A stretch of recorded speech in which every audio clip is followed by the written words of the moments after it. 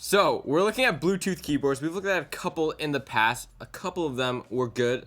A lot of them were bad. A lot of them were just the regular size keyboards. They're pretty big, pretty bulky. You need a backpack to carry it with you. Now, what if you want a keyboard that's a bit small? A mini keyboard, something you can fit in your pocket. Something the same size as your device. All right, so this is the mini Bluetooth keyboard with built-in touchpad by Fosmon that we're going to be checking out today. It's supposed to replace both your keyboard and mouse if you're using a computer. This would be perfect if you have a computer hooked up to a TV and you want to control it from your couch and you don't want to bring a bulky keyboard, bulky mouse. This is supposed to replace it. Now, we're gonna be testing this out with a phone because that's probably what I would use it with. I wouldn't use it with a TV and computer. I don't have that set up. On the back of it gives you a couple of things: wireless typing and navigation for your mobile device. So it's supposed to be able to work with your iPhone, cell phone, any type of mobile device. Navigate and type with no wires and more comfort. Of course, wires. No one likes wires these days. Apple doesn't even have headphones with wires anymore. Use built-in touchpad for fast and easy navigation. Useful any time of day with backlit keyboard. Access remote control functions with useful hotkeys. And connect wirelessly to a range of compatible devices. So, looks good. Woo! Look at that packaging. So, it comes in like a hard-ish plastic. That's good. It's good packaging. I like it. And of course, it just... Oh. You need a knife. Whooshing. Still haven't bought a new one. Need to. Alright.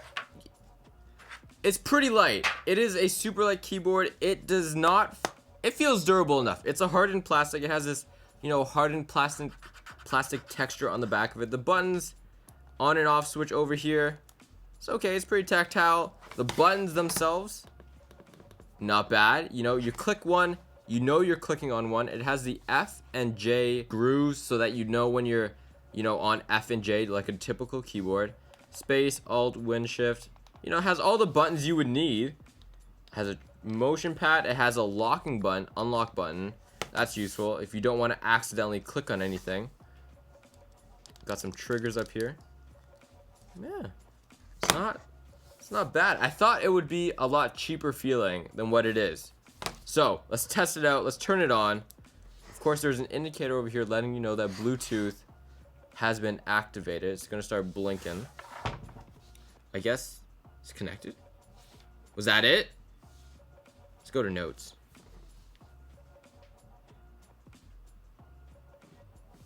All right, so we're in a brand new note right now. Something you typically do. Let's just say I want to write hi. Hi. Oh, how are you?